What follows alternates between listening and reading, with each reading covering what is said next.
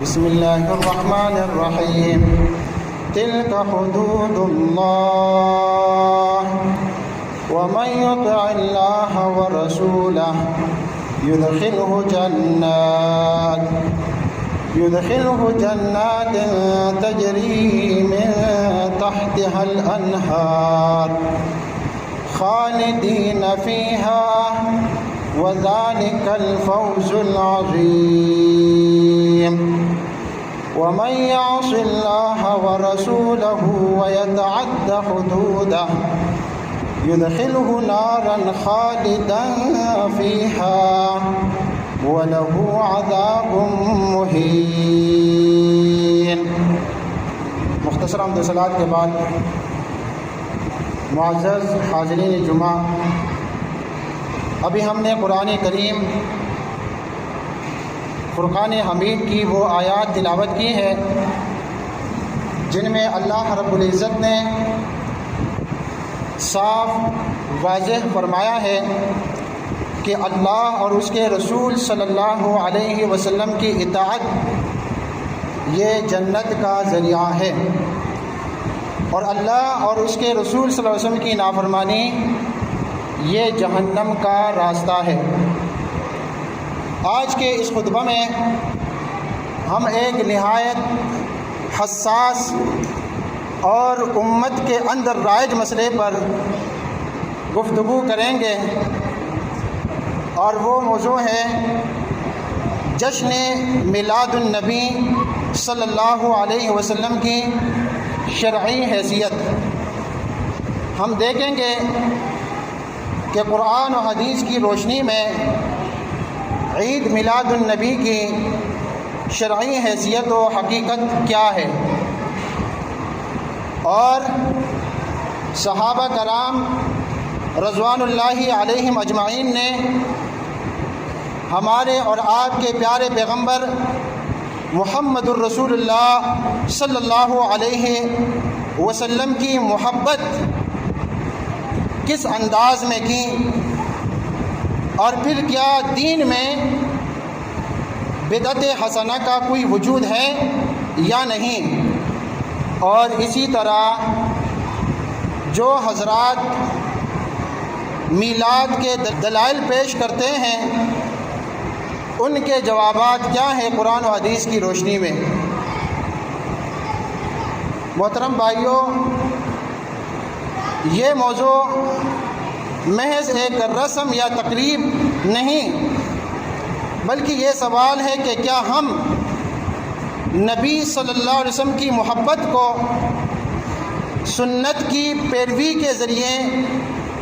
ثابت کریں گے؟ ہم رسول اللہ صلی اللہ علیہ وسلم سے جو ہماری محبت ہے اس کا اظہار کس طرح کریں گے؟ سنتوں پر عمل کر کے کریں گے یا اپنی خواہشات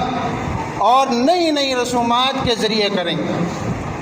آئیے ہم سب اخلاص کے ساتھ غور کریں اور قرآن و سنت کے دلائل سے فیصلہ کریں۔ برادران اسلام، مسلمان کی اصل کامیابی اس بات میں ہے کہ وہ اللہ سبحانہ و تعالی اور اس کے رسول صلی اللہ علیہ وسلم کی اطاعت و فرمانبرداری کرے۔ قرآن مجید اور احادیث نبویہ میں اللہ تبارک و تعالی اور رسول اکرم صلی اللہ علیہ وسلم کی جو تعلیمات ہیں ان تعلیمات کی پیروی کرے اور ان کی خلاف ورزی یا نافرمانی نہ کرے۔ اللہ تبارک و تعالیٰ کا فرمان ہے، قرآن کی آیتیں سنیے کہ اللہ رب العالمین کیا ارشاد فرما رہا ہے۔ اللہ نے فرمایا تلک حدود اللہ، یہ اللہ کی مقرر کی ہوئی حدود ہیں۔ ومن یطع اللہ ورسولہ یدخلہ جنات تجری من تحتها الانہار، اور جو اللہ اور اس کے رسول کی اطاعت کرے گا اللہ سبحانہ و تعالی اسے داخل کرے گا جنتوں میں، باغات میں، جس کے دامن میں ندیاں بہتی ہوں گی، اور فرمایا خالدین فیہا، وہ ان میں ہمیشہ ہمیش رہیں گے، اور فرمایا وَذَلِكَ الْفَوْزُ الْعَظِيمُ، اے دنیا کے لوگوں یہی ہے بہت بڑی کامیابی۔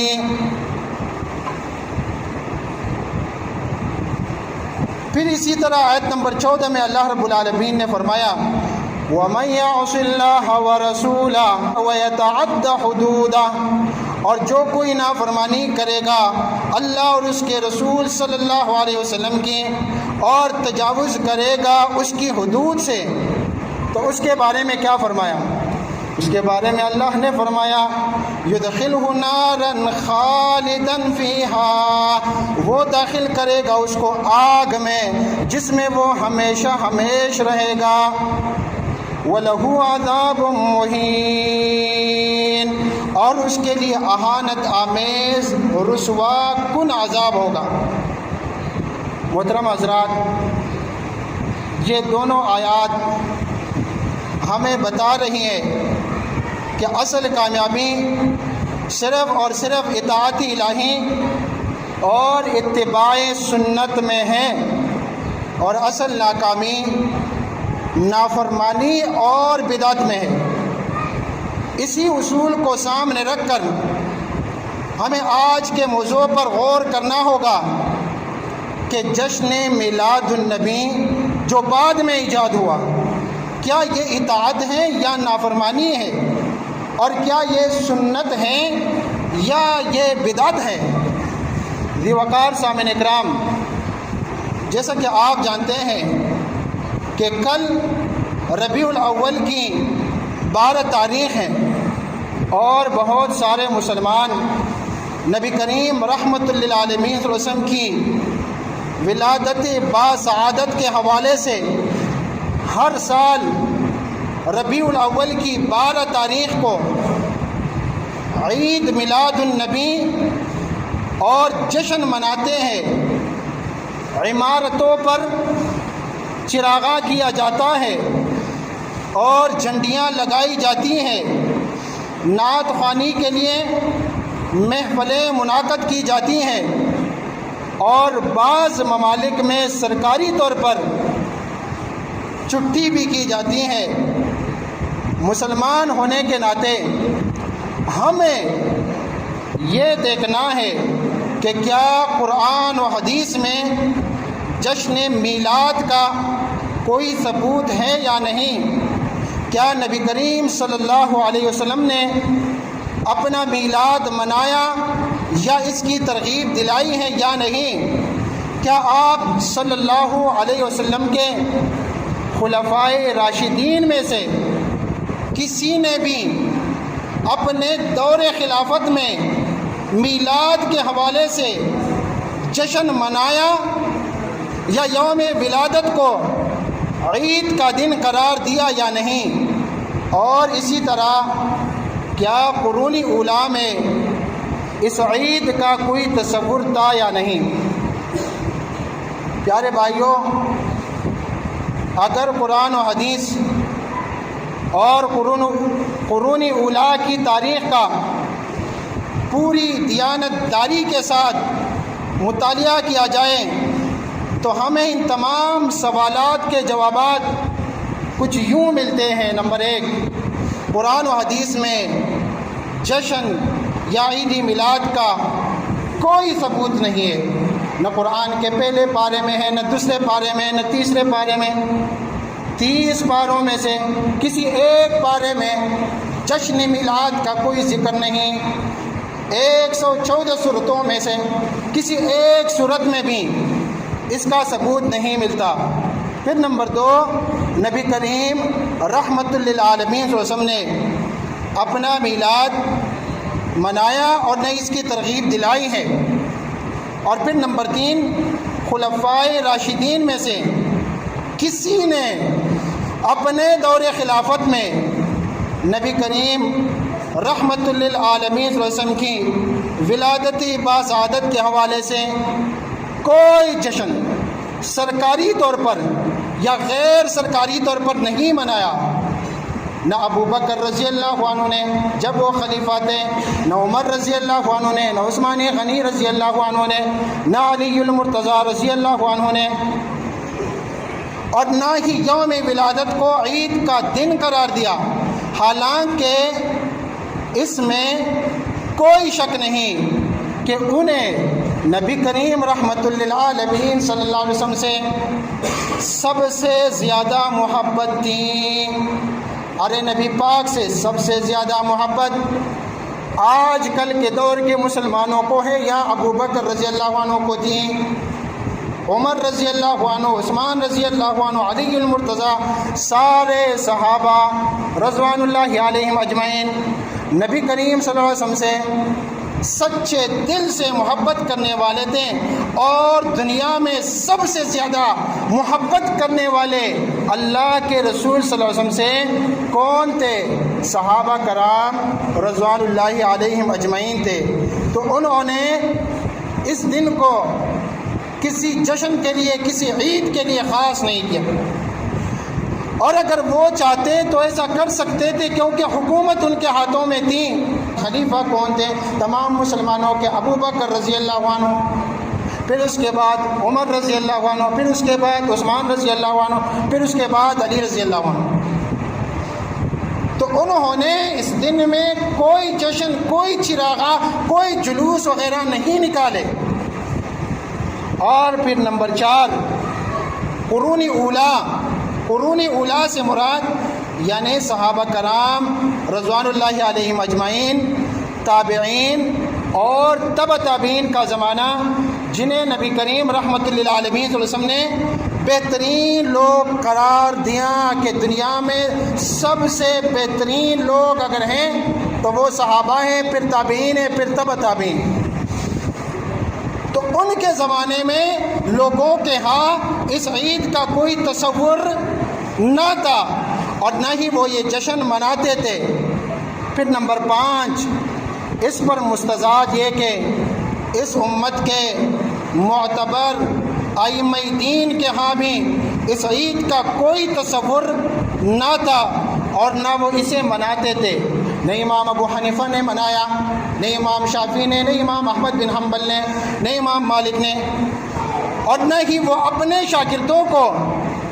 اس کی تلقین کرتے تھے۔ اب سوال یہ پیدا ہوتا ہے کہ یہ جشن عید میلاد النبی کا موجد کون ہے؟ کس نے اس کو ایجاد کیا؟ تو پیارے بھائیوں، جشن عید میلاد النبی کی ابتدا ابو سعید کوکبوری بن ابی الحسن علی بن محمد الملقب الملک المعظم مظفر الدین ہے۔ یہ اربل کے بادشاہ تھے، اور اس نے 630 ہجری میں وفات پائی ہے۔ یہ بادشاہ ان محفلوں میں بے دریغ پیسہ خرچ کرتا اور آلات لہو و لعب کے ساتھ راگ و رنگ کی محفلیں منعقد کرتا تھا۔ اور اس بادشاہ کے بارے میں مولانا رشید احمد گنگوہی لکھتے ہیں کہ اہل تاریخ نے صراحت کی ہے کہ یہ بادشاہ بانڈوں اور گانے والوں کو جمع کرتا اور گانے کے آلات سے گانا سنتا، اور یہ بادشاہ خود ناچا کرتا تھا۔ ایسے شخص کے فاسق اور گمراہی میں کوئی شک نہیں ہے، اور اس جیسے کے فعل کو کیسے جائز اور اس کے قول پر کیسے اعتماد کیا جا سکتا ہے؟ نیز کہتے ہیں کہ اس فسق کی مختصر کیفیت اور اس بدعت کی ایجاد یہ ہے کہ مجلسی مولود کے اہتمام میں 20 قبے لکڑی کے بڑے عالیشان بنواتا، اور ہر قبہ میں 5 طبقے ہوتے، اور ابتدائی ماہ سفر سے ان کو مزین کر کے ہر طبقہ میں ایک ایک جماعت راگ گانے والوں، ٹپخیال گانے والوں، باجے، کھیل تماشے اور ناچ کود کرنے والوں کی محفلیں بٹھائی جاتی، اور یہ بادشاہ مظفر الدین خود مع عارقین اور ہزارہا مخلوق قرب و جوار کے ہر روز بعد از عصر ان قبوں میں جمع کر اور ان قبوں میں جا کر ناچ رنگ وغیرہ سن کر خوش ہوتا اور خود ناچتا، پھر اپنے قبے میں تمام رات رنگ لہو و لعب میں مشغول ہوتا، اور 2 روز قبل ایام مولود کے بہت سارے اونٹ اور بہت ساری گائیں، بکریاں، بے شمار طبلوں اور آلاتی گانے و لہلوہات کے ساتھ جتنے اس کے یہاں تھے نکال کر میدان میں ان کو ذبح کرا کر ہر قسم کے کانوں کی تیاری کرا کر مجالس لہو کا انعقاد کرتا۔ یہ تو تھا اس کا موجد مظفر الدین، ایک فاسق حکمران، اور جہاں تک اس کے جواز کا فتویٰ دینے والے شخص کا نام ہے تو وہ ہیں، اس کا نام ہے ابو الخطاب عمر بن الحسن المعروف بابن دحیہ کلبی، جو 633 ہجری میں وفات ہوئے ہیں۔ حافظ ابن حجر لکھتے ہیں، بن نجار کہتے ہیں کہ میں نے تمام لوگوں کو اس کے جھوٹ اور ضعیف ہونے پر متفق پایا۔ وہ ائمہ دین اور سلف صالحین کی شان میں گستاخی کرنے والا تھا اور خبیث زبان والا تھا، بڑا احمق اور متکبر تھا، اور دین کے کاموں میں بڑا بے پرواہ تھا۔ یہ وہ شخص تھا جس نے اربل کے بادشاہ مظفر الدین کو جب محفل میلاد منعقد کرتے دیکھا تو نہ صرف اس کے جواز کا فتویٰ دیا بلکہ اس کے لیے مواد جمع کر کے ایک کتاب بھی لکھ ڈالا، اور اس نے کتاب کا نام رکھا التنویر فی مولد السراج المنیر۔ اسے اس بادشاہ نے، یعنی اربل کے بادشاہ نے، جب اس نے اپنی کتاب اس کے خدمت میں پیش کی تو اس نے اس کے صلے میں اس کو 1000 طلائی اشرفوں کا انعام دیا۔ ان تمام حقائق سے ثابت ہوا کہ نبی کریم رحمت للعالمین صلی اللہ علیہ وسلم کی ولادت باسعادت کی مناسبت سے جشن منعقد کرنے کا آغاز نبی کریم صلی اللہ علیہ وسلم کی وفات کے تقریباً 600 سال بعد کیا گیا۔ لہٰذا آپ غور کریں کہ جب اس جشن کا ذکر نہ قرآن و حدیث میں ہے، نہ صحابہ کرام کے طرز عمل میں اس کا وجود نظر آتا ہے، اور نہ قرون اولیٰ کی پوری تاریخ میں اس کا کہیں بھی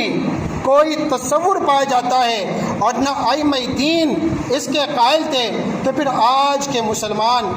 اس کے منانے پر کیوں بضد ہیں؟ کیا ان سب حضرات کو نبی کریم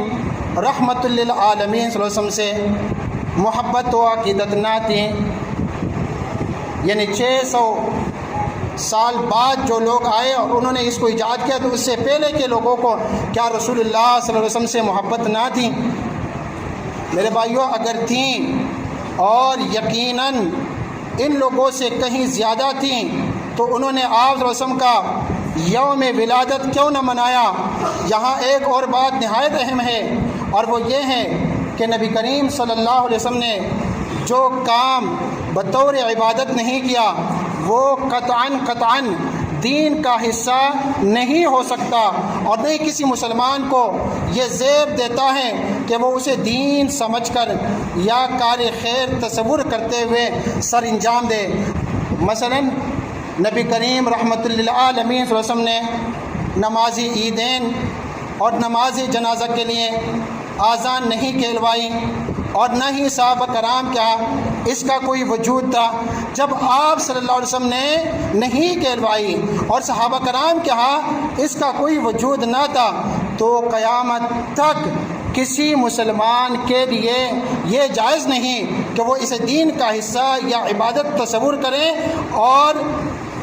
اس کو جاری کرے، یعنی نماز عیدین سے پہلے یا اذان کا یا نماز جنازہ سے پہلے۔ جب رسول اللہ صلی اللہ علیہ وسلم کے ہاں اذان نماز عیدین کے لیے اور نماز جنازہ کے لیے نہ تھی، تو یہ قیامت تک کے لیے نہ ہوگی۔ میرے بھائیوں، سوچنے کی بات یہ ہے کہ کیا اذان میں اللہ سبحانہ و تعالیٰ کی تعظیم اور اللہ کا ذکر نہیں کیا جاتا؟ اللہ اکبر اللہ اکبر۔ آپ جب فجر کے لیے اذان دیتے ہیں تو دین ہے، ظہر کی نماز کے لیے اذان دیتے ہیں تو دین ہے، عصر کی نماز کے لیے اذان دیتے ہیں تو دین ہے، مغرب اور عشاء کی نمازوں کے لیے اذان دیتے ہیں تو دین ہے۔ لیکن جنازہ بھی ایک نماز ہے، اور آپ کہیں کہ بھائی نماز جنازہ کے لیے بھی میں نے اذان دینی ہے، اس میں اللہ کی میں نے بڑائی بیان کرنی ہے، اللہ اکبر کا نعرہ لگانا ہے، تو کیا آپ کے اس طرح کہنے سے وہ دین ہو سکتا ہے؟ ہرگز نہیں ہو سکتا، کیونکہ جو کام رسول اللہ صلی اللہ علیہ وسلم کے زمانے میں دین نہیں تھا وہ آج کے دور میں دین نہیں ہو سکتا۔ حذیفہ رضی اللہ عنہ کہتے تھے کل عبادت لم يتعبدها اصحاب رسول اللہ صلی اللہ علیہ وسلم فلا تعبدوها، ہر وہ عبادت جو صحابہ کرام نہیں کرتے تھے اسے تم بھی عبادت سمجھ کر نہ کیا کرو۔ اسی طرح عبداللہ بن مسعود رضی اللہ عنہ کہتے تھے اتبعوا، لوگوں اتباع کرو، پیروی کرو قرآن و حدیث کی، ولا تبتدعوا، اور بدعات پر عمل نہ کرو، اور فرمایا کرتے تھے فقد کفیتم علیکم بالامر العتیق، کہ تمہیں اس سے بچا لیا گیا ہے اور تم اسی امر کو لازم پکڑو جو پہلے سے صحابہ کرام رضوان اللہ علیہم اجمعین کے زمانے سے موجود تھا۔ چونکہ وقت ختم ہو چکا ہے اور موضوع انتہائی طویل ہے، تو اسی پر اکتفا کرتا ہوں، آئندہ اگر موقع ملے